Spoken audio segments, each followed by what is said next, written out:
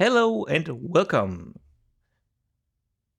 to another video of mine where I'm going to tell you my experiences of Age of Mythology Retold beta, which sadly ended. If it was worth my time or not, which TLDR, I really enjoyed it. And not the long part. So in the background you're gonna see me playing the beta during my streams. So I'm gonna split the video apart is first I am going to talk about the bad things I didn't like, followed by the good things I did like about the game. Where in the end, I will come to a conclusion on where I further talk about my experiences, how I liked it, if I liked it, if I didn't like it. So, without further ado, let's start with the bad things. First, with the bug/performance topic. First things first, I was unable to watch live matches at all. I tried it over 20 plus times, but not a single time I was able to watch it. And another minor bug that I've ran into, but nothing major really, as this is a beta, it's about to be expected, that there was a crash happening when someone invited me to his lobby. Another thing was the jitteriness of images on anti-aliasing. When you had the anti-aliasing on certain settings, when you zoomed out a lot, the buildings and units and trees sort of were like, you know, when you look at the streets and there's like a little Fata Morgana in the far. This is sort of what it looked like. I will try to get some footage, to see some footage if I can find it. In terms of performance, all in all, it was a decent experience. I do have a quite a high PC, to be fair. However, when you move the camera quite fast from one place to another, there were certain big frame drops happening. Speaking of the frames, during the campaign, in the cutscenes, on every camera jump that happened, the textures failed to load in fast enough. So you would see always like PS1 version, then jump to like PS5 version of graphics. And another minor complaint would be that there are still a few missing hotkeys. For example, auto queuing military units in lobby, that is. In ranked, you can't auto queue units at the moment. In terms of gameplay, coming from Age of Empires 3, drop-off mechanic. I don't like the drop-off mechanic. I know there is a civilization which gets rid of it, the Atlanteans. We get sort of quote-unquote settler wagons. But that's a very subjective negative. And another thing I would like a little difficult counter system. On what I mean by that is that you have infantry that is good against other infantry, and for example, range units that are also countering range units, which is a little bit counterintuitive, but I assume that comes with more experience of the game, that you will learn the counter system. Now for the good things. The negative things are over. Now for the things I liked. Starting in from the performance and the UI section. Pathing feels really smooth. Coming from my AOE3DE, the pathing is very much improved over Age of Empires 3, which I really liked. There have been a few instances where the villagers were stuck on the tree line where they tried to drop off the resource and were like trying to pathfind it, which is pretty much the only thing I have found so far. Like, there have been also no memory leaks, because Age of Mythology runs off the same engine as Age of Empires 3 is. And so far, I have not have had the issue where the game was lagging because of the memory usage, as we have the problem in Age of Empires 3 Definitive Edition, which is another big plus point, where I don't have to restart the game every 2 hours. Another thing I liked was that you had a lot of graphic options to choose from. There's also controller support from what I've seen. And the last point in the performance slash UI is that I really liked the how the UI looked. It looked clean, but also stylistic, fitting to the theme of Age of Mythology. Plus, the friending system was also really nice. Now the gameplay section, where I've seen a lot of good of quality of life changes. I have not played Age of Mythology, the original, much. What I can tell, though, is that there are a lot of nice quality of life changes. To name a few examples out of my head, is when you collect livestock, you can collect them, like bring them to your town center by going to your town center. There's a button where if you click it, all the collected livestock automatically goes to this town center, which is really nice. There's also buttons for fish, for hunts, for drop off resources. So it does decrease the micromanaging a lot. The annoying one, which I like. Another thing that I'm really surprised of is how diverse the nations are. I was playing the Egypt for a long time, where I got the opening pretty decently down. Then I switched to the Greek, which are already quite different, because the Greek has to collect wood for buildings, for the temple, which you have to build to advance the next age. Where on the Egyptians, you never have to collect wood in the age 1.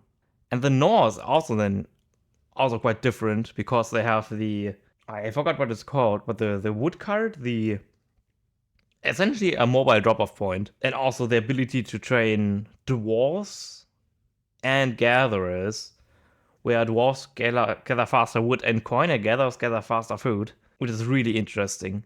And there's also quite a lot of differences on the god choices from the nations, which also diversify further your gameplay. If I name one example, Ra, for example, has a spell, a god power, which increases your farm gather rate by a shit ton lot. So for Ra, for example, you are more distant to switch to farms earlier than you are from any other Egyptian god, because they don't have this god power. Another thing I liked was a learning curve, a steep learning curve, which without reading any guides so far, I have learned quite a lot from my experience. Coming again from mainly playing the Egypt, it was actually quite embarrassing. I was playing Ra. I was looking up the Sith bonus, but I forgot the Sith bonus while playing, because there's so much stuff you learn and new stuff you discover. So first I was using barracks units before I realized, oh god, they sort of suck compared to the Greek ones. So then I started building the strongholds units, which are better than the Rex units. I also fastened my age up time too, on where there is a Sith bonus, or when I empower a monument with my Pharaoh, every building inside this radius also gets empowered. I was like, oh, this I learned as well. Like little things like that I really like, where you can feel learning the civs, the nations, the races, whatever you call them, and getting better at these. And also during the ages, there are more or less not really that many wrong choices on the minor gods. Minor gods being when you age up, you can select one or the other god, which give different bonuses. Those can also diversify your your game plan by a lot too, because the spells are so impactful and so strong that can really change the tide of the game.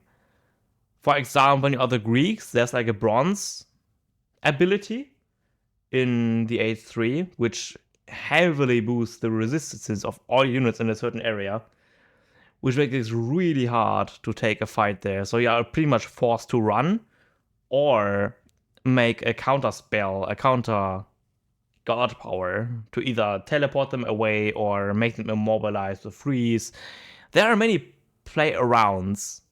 Speaking of the god powers, in Age of Mythology you could only use them once and then it would be gone forever. This has been changed on where the first god power you use for each spell is free for the first time, but then there is a cost to it, favor. And each civ gathers favor differently. For example, the Greek gather them by praying at the temple. The Norse, being Valhalla, get favor by fighting, while the Egyptians generate favor by building monuments. And the god powers get more and more expensive the more you use a spell. The spells have a cooldown, a very long one. The later the ages, the longer the cooldown is. Which is a nice change of pace, especially coming from Age of Empires 3 again. It sort of reminds me of the shipment mechanic, which I really love. It brings a really nice dynamic to the game loop and the game itself. From my time playing the beta, I felt like I wasn't losing to some sort of cheese. Cheese being that someone uses a much superior build order and wins you because of it. I never felt this way. I felt always that I was losing because I had made a mistake or I knew about something. But every loss, I learned something new that I could have done better, which again ties to the gameplay loop I really love. Speaking of the gameplay loop, the water is very similar to Age of Empires 4, where it's like a rock, paper, scissors system. One boat counters the other. So you can't mass a singular boat and then overwhelm the entire army. Fighting for map is really rewarding, as there are a set amount of town centers that you can build on the map itself.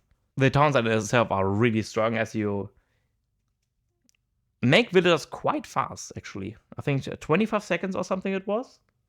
Maybe a little bit faster. And this is pretty much your only way across all the nations so far to gain economy.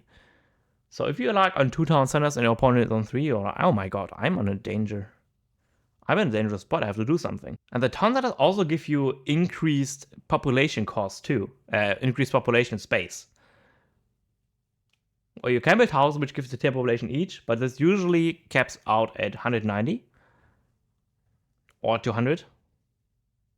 One of those two. And the town centers then increase your population space then again by a set amount, which even further plays in hand for the map control. Because every resource is finite. Gold is finite, wood is finite, which is a nice change of pace. Coming from Age of Empires 3 again, where you have a lot of this where you sort of can turtle for a long time, which I feel is really nicely done in Age of Mythology Retold. Another twist that Age of Mythology Retold does really nicely is the Age 5. From the town center you can only go to the 4th age, where the 5th age is not really a new age. You can say it like an age 4.5. So when you build a wonder, which is really expensive and takes a lot of time to build, your mythic units gain more hit points. The wonder itself also regenerates favor. And the best part is, you can rebuild titans. So I think for every 10 minutes or so, you can build another titan. And how you build titans is, as soon as you reach the age 4, there is a research in the town center that you can research. Yeah, duh, I know. That enables you to build a building that spawns the titan. which again takes a long time to do so, but they look so good. It just feels so good to have them. As they can also walk over water, they pretty much demolish nearly everything in their path, which can turn the tide of the battle for the better or the worse, depending on which side you are, if you're fighting it or if you have it. So now to the conclusion. So besides a few bugs that can definitely be fixed and are part of a beta, and maybe some time to get used to the counter system to get know the units, I really enjoy the gameplay loop and the fast-paced games. As on the 1v1 games I played, the average was like 50 minutes, which is really fast. Maybe one of the fastest actually across all the Age of Empires games. And Age of Empires where I'm from. It's like very tied towards that. And all in all, I would definitely say it was a very successful beta. A lot of people enjoy it, and I enjoyed it as well. I would definitely recommend this game for everyone who likes RTS games, for either the campaign, for PvE enjoyers, for PvP enjoyers, for everyone who likes the RTS genre really. I'm looking forward for the full release of Age of Mythology Retold, and I hope you do as well. So that was my is it worth a buy sort of thing. First ever. I hope you liked it. And yeah, I'm gonna see you then in the next time. Take care.